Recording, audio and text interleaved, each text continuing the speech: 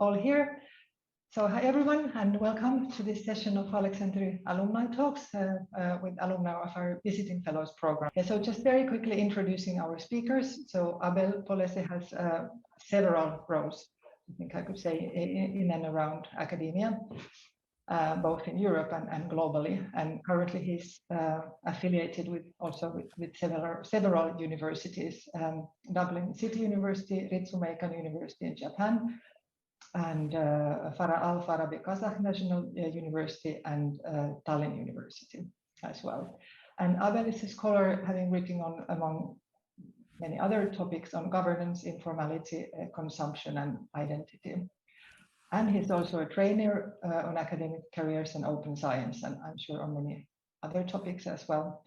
And he's also a manager and a fundraiser for several large projects.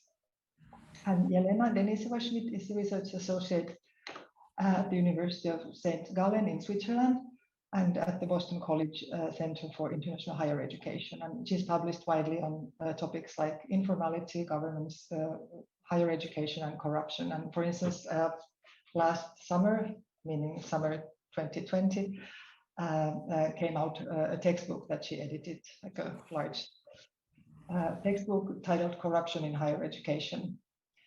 And so now we'll have the pleasure of hearing Abel's presentation titled What is Informality and What Can Eurasian Scholars Contribute to Global Debates on Governance, Development and Informality as Bypassing the State. And after Abel, Jelena will share some of her comments. And then after that, we will open the floor for everyone to pose questions. And so, yeah, my name is Anna Korhonen. I forgot to introduce myself. So, Abel, please, now the floor is yours. Thank you, Anna, and thank you, Elena, for accepting to comment the paper. Actually, I also want to thank Anna for the organization, because she was very apologetic and being, oh, would you mind being there? But actually, I'm very happy to be here. I mean, my experience at the Aleksanteri was very, very positive, which means also I'm very happy to give back whenever is possible. So that's a good thing about this. Of course, it would be better to do this offline, as we always say, but I mean, at least we can manage. I'm going to share the screen, but my presentation should not be very heavy because it's just 7 pages. And I'm just going to, yeah, okay. So what I'm going to talk to, I mean, this is, the presentation is based on an article that it's taken way too long to write, like always you do with academic papers, like, yeah, I'm going to write it in 2 days and for breakfast, and then it's going to come out. And I think I started in June, but it was not June 2021, it was June 2020. And I'm ashamed to admit that it's not out yet. It should be in the final phase. So the idea behind the article was that we all talk of informality, but do we know what informality is? Because in the past years, when I started studying informality, we were a very minority of people. And then what happened is that in 2013, I think, there was this huge conference on informality when they had like 120 speakers on informality, and everybody seemed to be interested in informality. I think Elena was also there. I mean, everybody was there. From that very moment, I heard informality more and more. And to the point that, okay, then also from my side, I also started kind of recruiting PhD students on informality. But the weird thing was that in post-Soviet spaces, like informality just exploded. I mean, kind of thrived. It went very, very well, which is very positive because in a sense, this is something that we should acknowledge that it exists, that there's a role in politics, there's a role, but on the other hand, it also led to kind of some what I call terminological confusion, because it came a moment, I don't see it much now, but it came a moment when it was sufficient to have a paper saying, oh, look there is an informal practice for authors to just to think that they're bringing something innovative. And now, it is innovative. I mean, if informality has never studied in that very country and in that very country, it is very useful to have a paper on informality, a study on informality. But when those practices, they start becoming kind of very well known, then there is a limited contribution to informality that you can bring by just saying, yeah, you know, you have this practice in Russia and we have the same in Kazakhstan, or we have the same in Azerbaijan. So it's like, okay, but what's the point of kind of repeating the same research here and there and just say informality is out there? And this went as far as there was a paper that I got as a reviewer claiming that there was post-Soviet informality.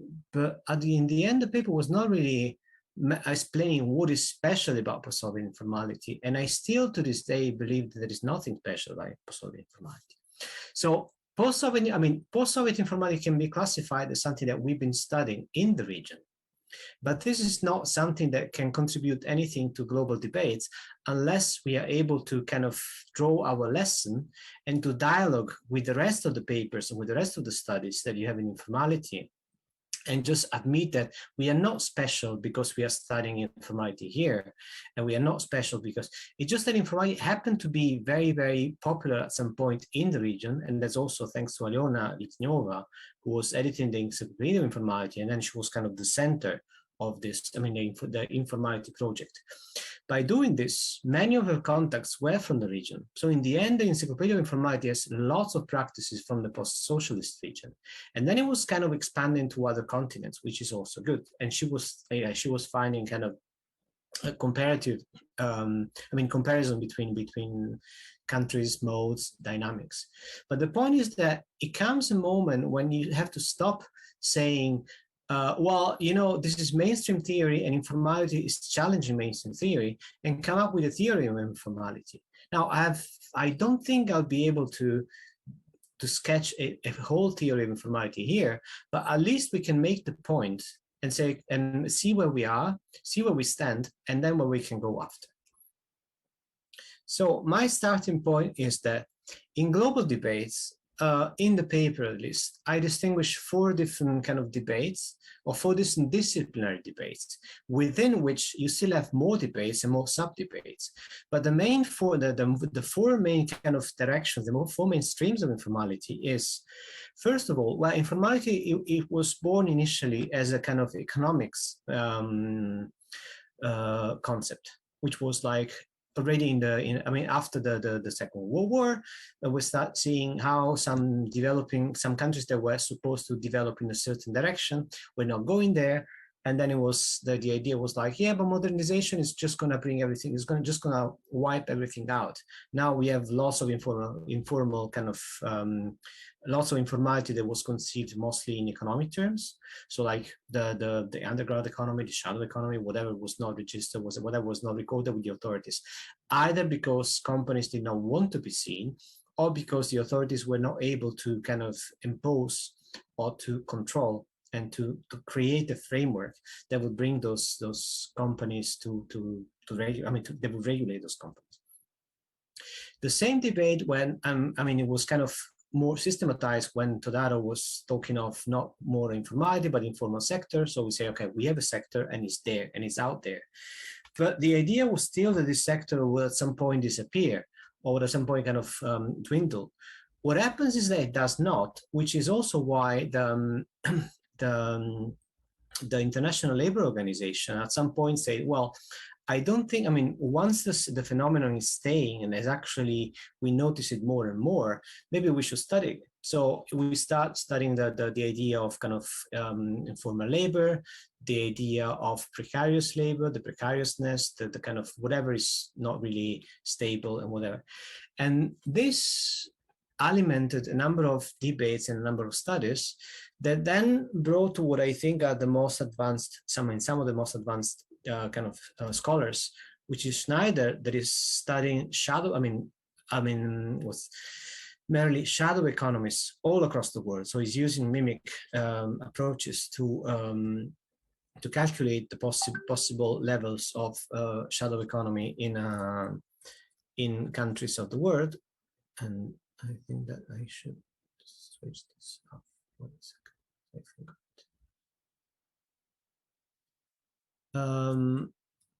Yeah.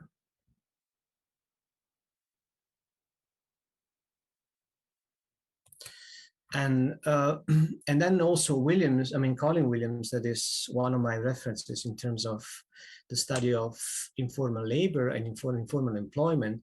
There was also was also studying whatever is that, I mean, it's considered shadow economy. We have another framework which is started by, I mean, the very term informal economy was coined by Hart in his study on Ghana in '73. And the idea was that you cannot really, I mean, his idea was like, I would come here and ask how much money you're making before realizing actually the amount of money people were making was not really important to the strategy of survival, because the informal economy is a web of dependencies that is generated by the fact that by dependency relations that the people kind of engage with. And it's a kind of, it's a circle, is a community that kind of support one another. Another scholar that I think is very, very important for informality, even if actually Scott never talks of informality or but barely ever speaks of informality, is Scott, because Scott was, I mean, I think is probably the most influential, at least for me, because what he was doing was, apart from studying the moral economy, saying, well, if people do not comply with formal instructions, it's not because, I mean, there are many reasons for this, but his concept of the moral economy was not really like, oh, we are only taxing 30%, why you are kind of hiding the money. It's about, yeah, but how much money people are left with after taxation. So if the money is not, I mean, sounds not enough, but it's not enough for them to survive, people will struggle and at some point will respond, which is the main topic in Weapons of the Week, when he's saying, well, we have actually resistance that is happening at the everyday, unorganized, uncoordinated level that is nonetheless influencing the way policies are applied. So the example, I mean, the book is about Southeast Asia, but the example that I remember with most, and I think is more kind of indicative, is like how many people, just by matter of individual choices, were able not to be drafted in the army during the Vietnam War. So it's like, many, I mean, at some point people were getting arrested, were kind of producing fake certificates, were kind of finding ways out. But the summary of all those people, I mean, he calculates that it's about 1 million people that didn't go into the army, which is quite kind of substantial in terms of loss. So it's like, and then it comes to the concept of infrapolitics that developed a few decades after, saying, well, insignificant actions that are reproduced and repeated millions of times by kind of unaware actors. I mean, actors unaware of one another, but nonetheless performing in a very similar way, is a way to change the way policies are kind of conceived. I mean, not conceived, but implemented. So one thing is that I myself, one thing is to adopt a certain policy, but adoption of a certain policy also depends on compliance. So if you have a new policy that is supposed to be perfect, and then like 50, 60, 70% of the people do not comply with it, well, the policy has failed or is failing. And then you have to decide what to do. You have to phase it out, or you have to enforce it. And what is more costly? I mean, is it more expensive to bring it to a certain level, or it is more expensive, or it's more expensive just to leave it as it is? Just like I always give the example of, if you have compliance, I mean, if you want people to pay the bus ticket and the compliance rate is at 50%, bring it to 60, 70% is relatively easy. You just have to put a few ticket inspectors, harsher rules. But if compliance is at 90%, getting to 99% could be very, very costly. I mean, and what's the gain? I mean, how many more ticket inspectors will you need to bring compliance from 90 to 95% to 99%? Which, well, it doesn't really bring, but it's somehow connected with the approach that has been used in geography, where I think the starting point in my case is Gibson Graham, the end of capitalism as we know it, because starting from there, we have a discourse of community economists and alternative economists that is kind of being developed, saying, well, this is the way capitalism sees a certain direct, I mean, this is the direction that the economy is going according to kind of capitalist and neoliberalist logic. But is it the only one? Is it the right one? And then they focus more on environmental and on social issues. Like, okay, yes, I mean, making more money is good, but what about the people? What about the participation? What about the communities? And that goes as far as what I really like in anarchic geographies is that they say, well, do we really need a state? Can we just organize ourselves? Which is very much a kind of revelation of what is happening in informal practices when people just ignore the state. I mean, officially they comply with the state, but unofficially they ignore it.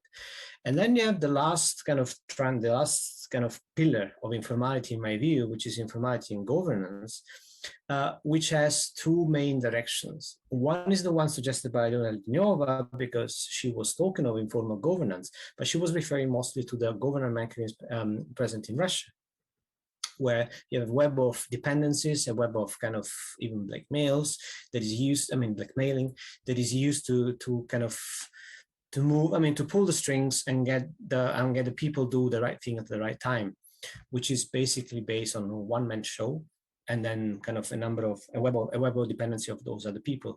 But the other concept of informality, which is being increasingly popular, is also informality in terms of international politics. So it's like, what is the backstage work that politicians and international and kind of representative organization country representatives and international organization have to do behind the scenes to be able to get things approved or not, which also refers to what Dixit in a book called Lawlessness Economics, which is like, is it more convenient to go through formal channels and get kind of disputes solved, or is it more convenient to use informal channels? And this has become a kind of a constituting element of kind of even international politics. Like, how are we going to solve the things if it's too complicated to do it through formal channels? So this is more or less a chart that, I mean, a table that summarizes more or less what I say so far, because you see on the left, you would see the discipline or the kind of the approach, and then you will see the main focus in the geographical scope. Now, the geographical scope is different.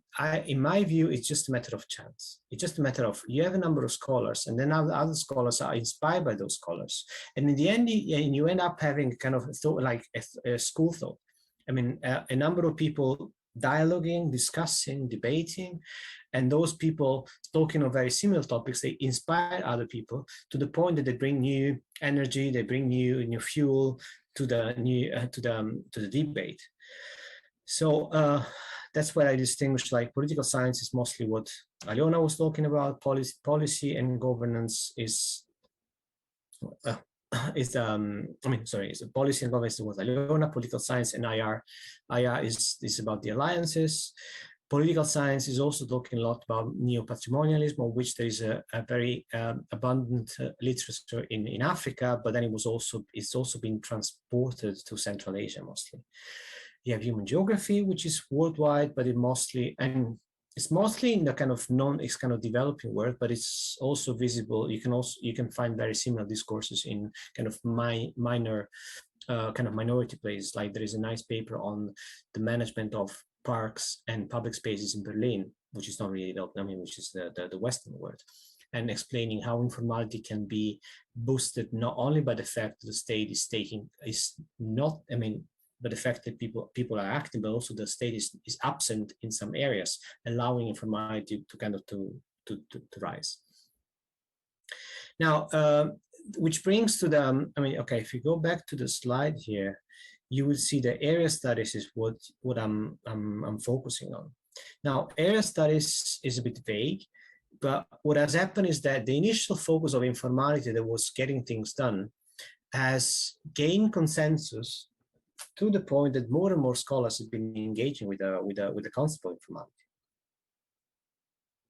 As I said, the main problem here is, I mean, it's very welcome, but the main problem here is that we have not been working to a conceptualization of informality, which means that for the moment, it's largely considered like the opposite of formal.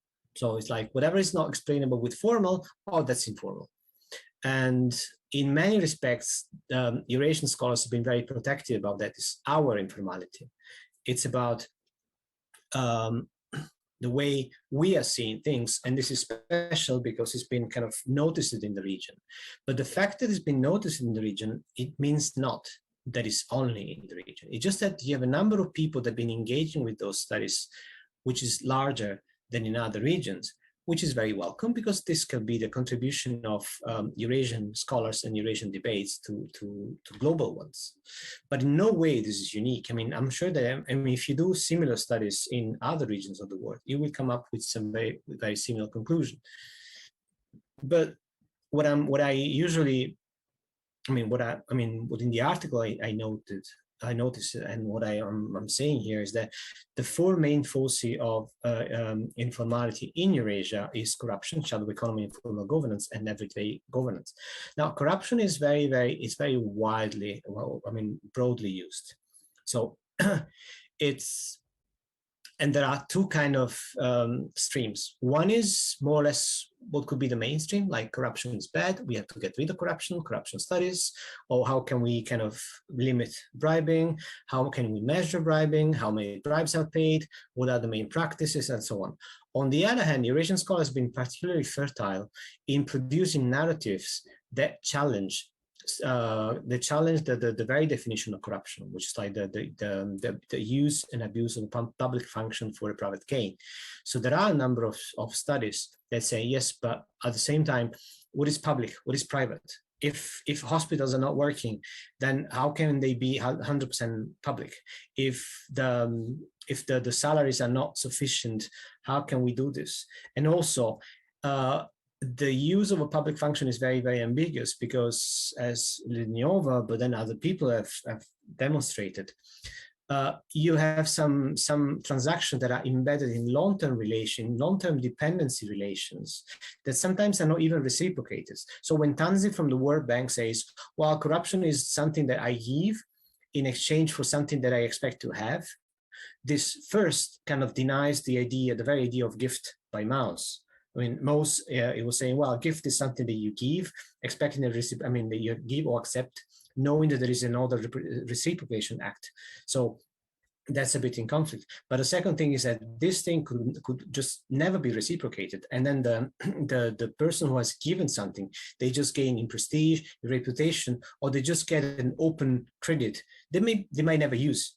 So blurring the discourse of corruption in the post-Soviet, in a Eurasian region has been something that has been that's enriched the debate so far. The shadow economy is, the reason why I added it is because, of course, we have measurement of the shadow economy, which is defined by Putnis and Sauka as the revenues that are not declared, the salaries that are not fully declared, and the staff, the hired people that are not declared. So the kind of the envelope wages, and then the underreporting on the budget that defined at the end of the year, or simply the unreported employees. So you don't hire every single employee, you don't hire them officially. So you decrease the number of kind of taxable income, or the number of the amount of declarable money. But I also added it because Putnis and Sauka came up with an idea of doing a direct measurement of the shadow economy. So if you have all the studies on the shadow economy based on macroeconomic data, they are very useful, but they also do not explain why people are doing this. Whereas the advantage of using Putnis and Sauka or any other direct methods is that you actually asking people, why are you doing this? Couldn't it be done in a different way? What are the main kind of hindrances that you find in kind of respecting, abiding the rules? Now, informal governance is mostly what I ascribe to Alumni Lidniova, because she was talking on informal governance when talking of the Sistema in Russia, and that's all. But what I was adding in this paper, and that's mostly my focus, is the kind of the everyday and alternative formal governance, which is mostly influenced by Scott, but I'm also looking at the way things work in practice, and not only in economic terms. So to give you an example, my PhD focused on the use of Ukrainian and Russian languages in Odessa, which is not an economic issue, but the question was like, if Odessa, the city, not the oblast, because the oblast is multi-ethnic, I mean, it's all multi-ethnic, but I mean, the city of Odessa is mostly Russian-speaking. What happens once the Ukrainian state is telling you that you should actually speak Ukrainian, and what are the dynamics that kind of are triggered by this kind of conflict, where people have one language that they will use for the daily use, and they have another language they are supposed to use, they are asked to use for the public use, and where the public ends and the private begins, and vice versa. So in the study, I demonstrate that there is a space which is created where both languages are used and they are combined in a way that makes the state happy, because you're not challenging the instruction that you're getting, but it's also making people happy because they can live with that. They don't have to abide 100% to state rules. But this is applicable, and I won't give you more examples because I'll have to finish soon, but this is applicable to any situation where there is a conflict between what the citizens or the inhabitants of a certain territory want or they think is best and what the state thinks is best.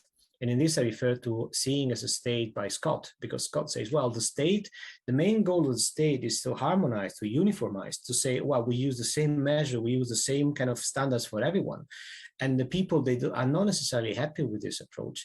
And in some regions, I mean, because of ecological, historical, cultural, whatever, economic differences, they may need a different approach from other regions. But this is not always acknowledged by the state. And that's also why the subtitles of the book is like, why some projects to improve the human condition have failed. Because they do not take into account what the economists would kind of scorn as economic geography matters. But there are some conditions that are different, and they kind of push a number of people to act against the state or simply not to comply. Now, in public policy, a policy is successful as long as it benefits a majority of people. So if you adopt a new policy and 50, 60%, or even 40% of the people in a certain area cannot live with that, or they think they cannot live with that, then we have a problem. Either you convince them, or you kind of create the conditions for them to change their attitude, or they will not comply. So just to give you a practical applicability of this, we try to measure informality not only in terms of, just let me see if it's here, yeah, it's here. So just to conclude the thing about people that comply or not comply, this is what, I mean, the graph, the options of the genesis of informality that I created. So if there is an informal practice, it could just be born because people stick to it. There is a new rule and people stick to old rules, to all kind of habits, or simply because the new policy is not really taking into account a certain need. So some people just create a way to go around the policy and the measure. Now, if a limited number of people uses it, then it's fine. I mean, it's just like endemic crime, like up to a certain percentage of crime in a given country is, I don't say it's tolerable, but you know that you cannot just get 100% compliance. So you say, well, up to 5% criminality is fine. I mean, I don't know what are your standards, what are the state standards, but it's really, you set your standards. After that level, that practice or that habit starts being kind of relevant. And then if it becomes relevant, then the state should be doing something about it. If the state understands this practice as relevant, but not really significant into state policies, I mean, into political measures, then they can just ignore it. I mean, if it doesn't bring measurable and tangible damage to policies, then it's fine. It could just be a cultural thing. It could just be, I don't know. It's just like, just to give you an example, here is in what I am now in Japan, is the habit of parking in the middle. I'm not in the middle of the street, but just like the bike lanes, they're always occupied by cars. There's always a car. You always have to go around. And this is not pleasant, but at the same time, there is some flexibility because once you find this, you can go into the walking path, the block, which is also not allowed. In principle, I would not be allowed to do this. But there is this kind of harmony that says, well, if you don't do this, you can find the other way, and kind of pedestrians tolerate also bikes there. So you will not be aggressive because you're riding on the walking side, and on the other hand, you will not be very motivated to aggress the drivers that park there, even if I don't find it very, very civilized as a way. But there is a kind of harmony. So as long as it's tolerated. Probably something will happen the day there is a serious accident because somebody was parking on the bike lane, and then the bike had to go round, and then it was run over by the bus or by a car. In that case, something might kind of change. But for the moment, it's tolerable. So if it becomes socially relevant, just in the case of an accident or in the case of change in mentality, then the state can still expect to tolerate it, but they can also intervene, and then they could institutionalize it and say, okay, there is you can just write, if there is a car on the bike lane, you have to go on the walk side, you don't have to go onto the street. That could be a way. Or if the practice is very, very useful, then I say they could purchase the practice. So to give there is a paper on informal welfare, which is why even in the absence of an effective pension system, or in the after or job seeking allowance, some systems are effective because actually it's self-organized by the people. To give an example, the habit of bringing money to your wife or bringing money to your family when you're working is a way, to pay for your family, for your elders once you're working, is a way to compensate for the weak purchasing power of the pensions that are given by the state. So it's a system that, I won't say it's idle, but it's a way to kind of regulate or to solve an issue that is there. Like, think of pension system in Uzbekistan or even in China, and then this pension system is not giving you a purchasing power that allows you to survive. But at the same time, if you are able to construct alliances and to marry your children in a way which is decent, they will bring money, and you will be able to live with them, or you will be able to get money from them until you die. If the state sees that this is working, they could actually institutionalize this practice and say, well, maybe, to give an example, that could be like, I tax people, I tax the workers, and then this money is going directly to the family. Or this remains informal, and then you know that your son or your daughter is going to bring your money back. They could just liquidate it for the good and for the bad. They could also liquidate practices that are very useful. Or people would just say they would not be able to liquidate, and people would just say, oh, but we have the right to do this. And then they could just start political movements to go against the state in this direction. And I see this at the starting point of conventional politics, when you have movements that go against institutions in a certain area, or even totally. Like, with my friend and colleague Rob Kevihan, we discussed that. We supposed or imagined that insurgency could be a case of informality that has gone too well. So they've taken over, and then they're replacing state structures to the point that they're replacing even the state in itself and its authority. Which brings back to the last point, which is the empirical applicability of what I've seen, or what I've just said. Because in a study that, we're trying to measure informality not just as kind of an economic phenomenon, but also as a social one. And the problem with the social one is that, how do you measure those things? Then my colleague Tanya Stepurko came out with the idea, why don't we measure connections? Connection is a broad term to say, do you use connections to get things done in a way or not? Connection is not necessarily a monetary, money-less term. It could be, connection could be just to know to whom I have to pay the money. Or could be, I go there, introduced by somebody else who is guaranteeing for me, so I will not have to pay, or I have to pay a discounted price. But the thing is that it doesn't go through state structure. So you're not going just to the state and you say, I need this, and the state is giving that to you, but you're using alternative mechanisms and alternative connections, alternative channels. And what we were kind of hypothesizing, and what I still believe is very, very useful to know, is that the more you expect the state not to act in your favor, the more you are likely to engage in kind of dependency relations with other people within the same state. So if you look at those responses, you would say that, I mean, like 80% of the people in Ukraine, and there was a national representative survey, they would not trust what the state is doing. So I think the state is acting in my interest, they disagree.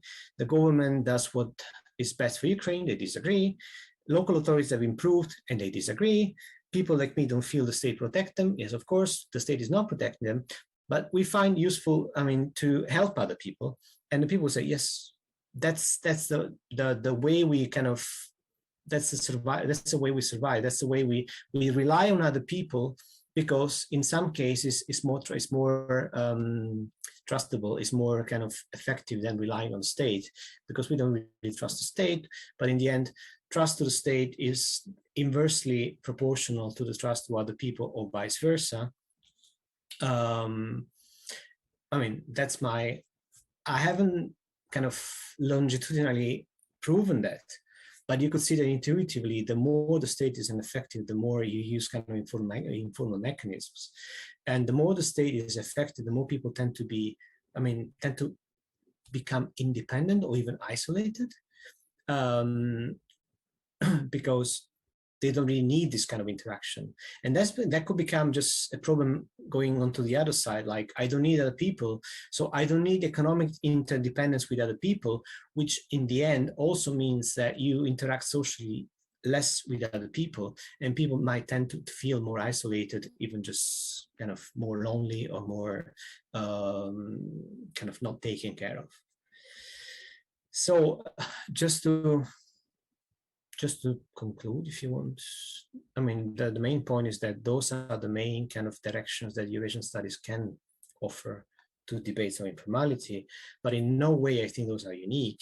Actually, quite the opposite. I think they are very, very useful kind of starting avenues to explore possible comparisons with other regions, and whether those hypotheses that I put through here, they could be confirmed or kind of challenged, questioned by some other evidence. Thank you.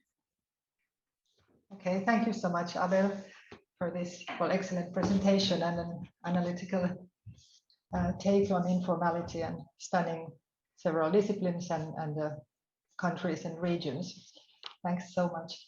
So Jelena, now we'll have the chance to hear your reflections on the topic and Abel's speech. And Abel, you're still sharing? Yeah, that's fine. I just want to mute myself.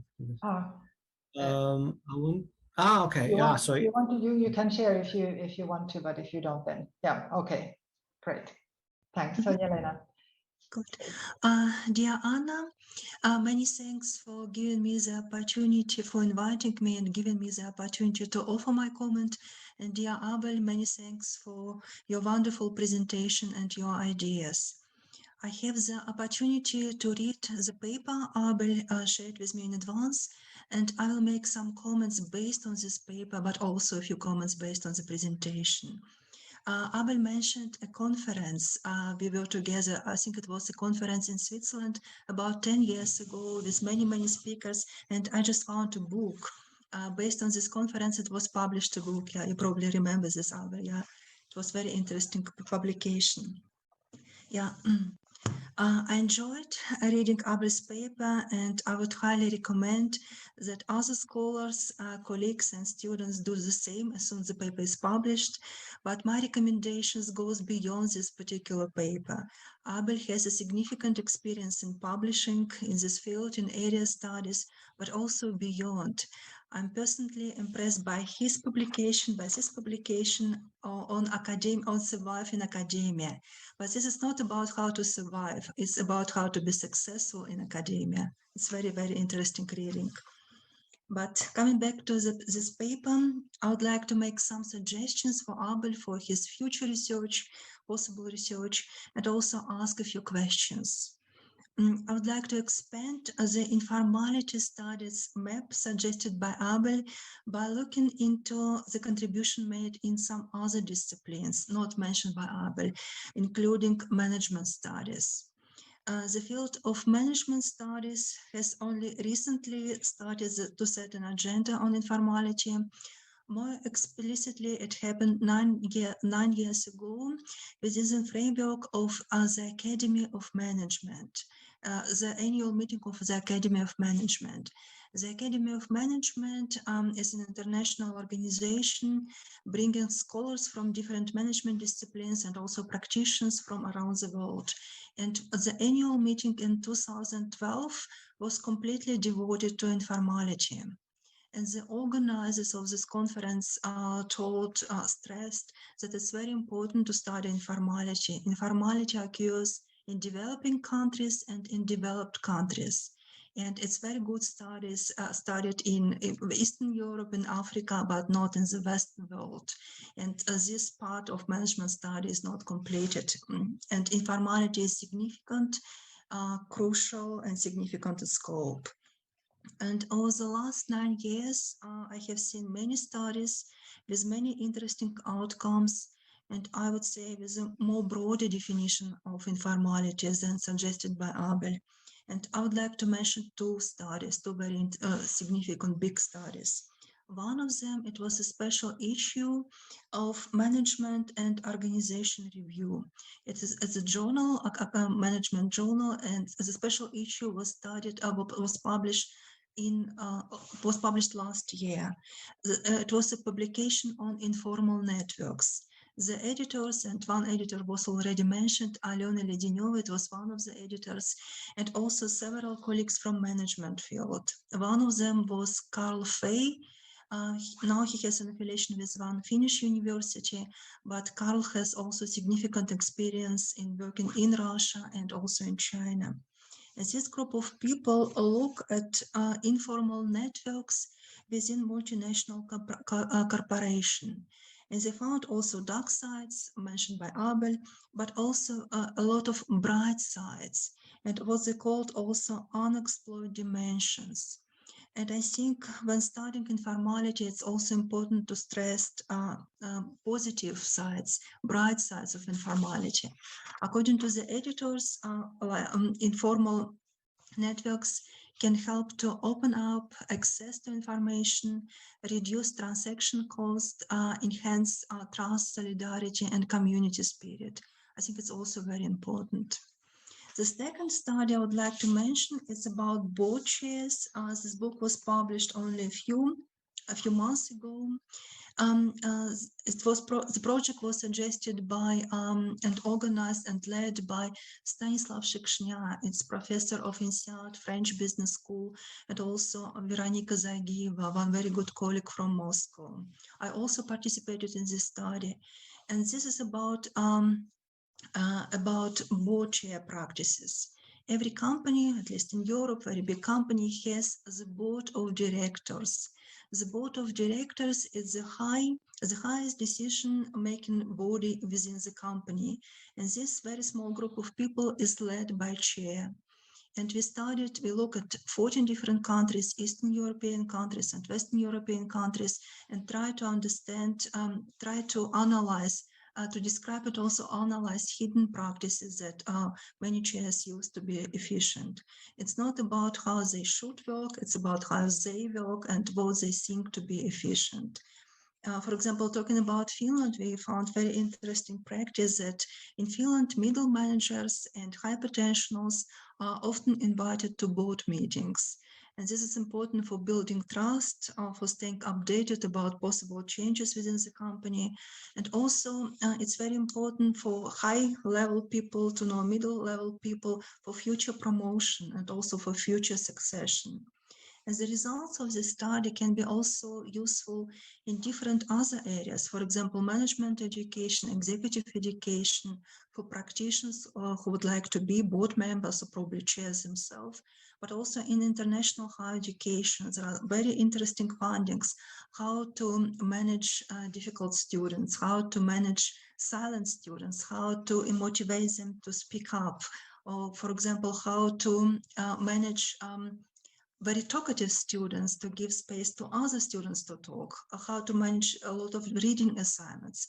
I mean, the results, the study outcomes are useful and applicable also to other disciplines. Summing up, I would like, Abel, to encourage you to explore more positive sides of informality and also look to some other disciplines not mentioned by you at the moment, for example, management studies, probably for your future research. And now I would like to ask you a few questions. In your paper, you mentioned that you're missing a consensus, and now I'm citing your consensus on what informality means, how to measure it, and more generally, how to develop it into a widely agreed and shared theorization. Don't you think that we actually benefit from all of these different perspectives? Moreover, informality is not a field, it's rather like an umbrella concept that scholars use within their fields, within the frameworks of their fields. For example, I mentioned now some positive examples from management studies, but I have to admit it's still difficult in management study to publish something on informality on the firm level. For example, informality in purchasing department, it might be very tricky because informality is often about gray areas. And many firms in Eastern Europe and in Western Europe, they work according to very strong regulations, compliance regulations, that and these regulations don't have enough space for informality. It was my first question. My second question is about your personal experience. I also do a lot of research on informality. Higher education was one project Anna mentioned, but also business and recently election campaigns in Russia. And based on my experience, I found it's very important to understand the context in which informality takes place in order to create a design of the study, to ask right questions, to conduct a study, and also to analyze the results. What about your experience? Could you share your experience with us, Abel? And what would you recommend to other scholars who might be considering a new project on informality? And last but not least, you brought up the Ukrainian case in your presentation, also the country I'm also worried about. What would be your recommendation for Ukraine on how to improve the current situation? For example, for policy makers and other decision makers dealing with informality. Many thanks, Abel, once again, and I hope your paper will be published very soon. Thank you. Thank you, Elena, for the comments. I put them down, and if I'm lucky, I'll be able to add a little bit even to the paper before it goes to print. Actually, the Academy of Management, I think in the first version of the paper was managed because I know about the conference, but then as I was working so many times to the draft, I think it kind of was erased into one of the versions, so that it became kind of invisible. The organization as well, what I didn't know was the board studies. So if you can, I mean, I'll send you a reminder, but if you can send me the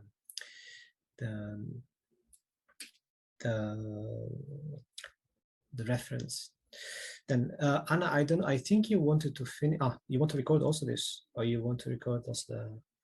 Just a reminder that you might have to stop it at some point.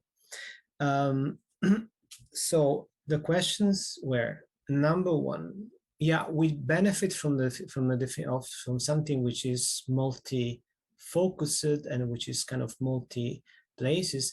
But what's the advantage of a concept that could be applied virtually everywhere? That's my concern. That's what informality study might become. And whenever there is something you don't understand, or whenever there is something we are not really concerned with the mechanism, why this is happening, what is the background, but you're all about, well, yeah, but this is informal. And if you want to bring if you want to keep informality as it is, as a critique of mainstream theory, that's fine. But if you want to take informality into account, and that relates to your third question, what people should do. Well, if you acknowledge that the informality plays a role in kind of policy, then you need to kind of put some order and distinguish the cases. Also, because once we talk of informality, I mean, we talk of informality in as you would say, in positive way and negative way, and then they both under the same definition. And then it's like, okay, so shall we get rid of everything? What kind of informality should we get rid? And if it has the same name, how can we make sure that only the right one stays and the wrong one goes? So that's the main reason behind the searching for a sort of definition of a sort of approach. I maintain that there are two informalities. One is positive and helps things to get smoother, and one is negative and kind of degrades the system. But as long as we are not able to make a distinction, to draw a line between the two, or to acknowledge the gray area between the two, but still keeping in mind that some of them should be kind of addressed and some should be given priority and some others should not. So that some informality is to be addressed now, immediately, and some informality is to be used as a feedback mechanism. Like if there is so much informality, so if the country doesn't work the way it should be working, you could say that people are bad, but my conclusion would be, well, actually it's because some rules and some policies, they are not made to fit. So they're not working. And if they are not working, it's not necessarily because they are not proper. It's just because maybe there is something that is not going on. That could be that they address the wrong people. That could be simply that people do not understand them. Or that could be they are enforced in a way which is not proper. But that's the way we could be able to, to deduce this and just to say, okay, what can we address? Which is also about the question, let's also answer the question about Ukraine, because if you think of Ukraine, well, what policymakers? Well, first of all, we should make sure that the public trusts policymakers, and that we have policymakers that understand what they're doing, which is not always the case. Only after that, we can talk of what policymakers can do to improve the situation. And the question is also, is the chicken and the egg? It's like, is informality so high because people are like this, or is and the kind of the rules are kind of correct, and then people they're not being educated into thinking that they should be contributing to the state, or people don't see any advantage in contributing to the state, so they just do whatever they want. And in this, I remember when I was talking in Aleksanteri a couple of years ago. And then it was Annalisa that, she couldn't come because she has a meeting right now, but she was like, if I do any, the message was, if I do anything that kind of undermines the state, I feel guilty. I feel that I'm doing bad to myself because we are the state. And this was so well embedded that made me reflect. On the other hand, if people in Ukraine or in other contexts do not feel that they're contributing to the state, why they should give tax to the state? And if you are taxing them, why should they, too much? If taxation is kind of excessive, why should they do this? There was a campaign against corruption, or against actually tax fiscal fraud in Romania. And there was, it was like showing very nice roads and saying, well, if you pay taxes, then this is what's going to happen with the roads. We're going to modernize the roads, and we're going to have good hospitals, and we're going to have good whatever.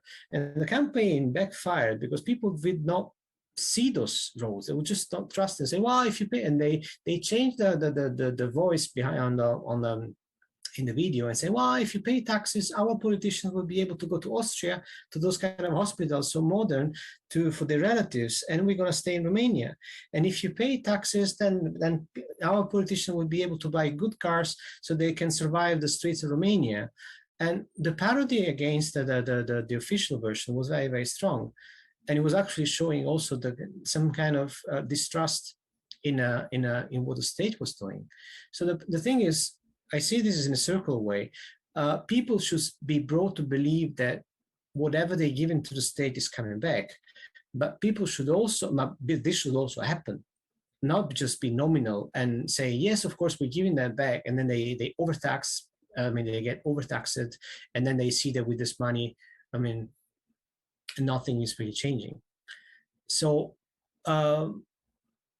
the most success, I maintain that informality exists everywhere, but the countries that are considered most successful, it's not that they don't have informality. They have informality in the right place. So just like, as you were saying, in the managing board, they use informality to build trust and to make sure that things are working, and to make sure that you need informality. I mean, if I'm hiring a manager and this manager is managing a portfolio of millions and billions of euro every year, I need informally to trust the person.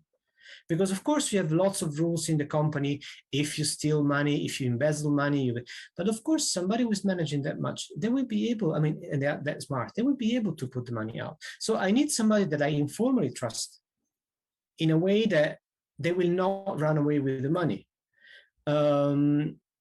I need somebody that when you hire somebody for the very important position, you have the contract, and the contract says you can resign, you have to give 1 month notice, but also you have the moral commitment, which is like, are you able to stay 3 years on this post without letting us down? And this is the moral commitment, because nobody will do anything to you if you leave before, because formally you're entitled to do that.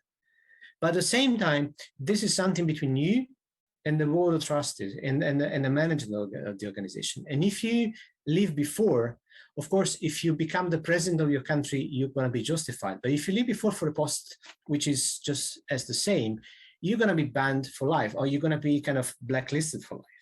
And that's informal. So you have those kind of mechanisms. And this is why informality exists as much in one place as in another. It's just that in some places it's circumscribed to some practices, and in some others it just thrives everywhere and it's all over the places, and there is no way to regulate it. So it's not about getting rid of informality, but it's about saying you can use informality because we need it, but we should make sure that it's not used in this case and in this case and in this case. And I stop here.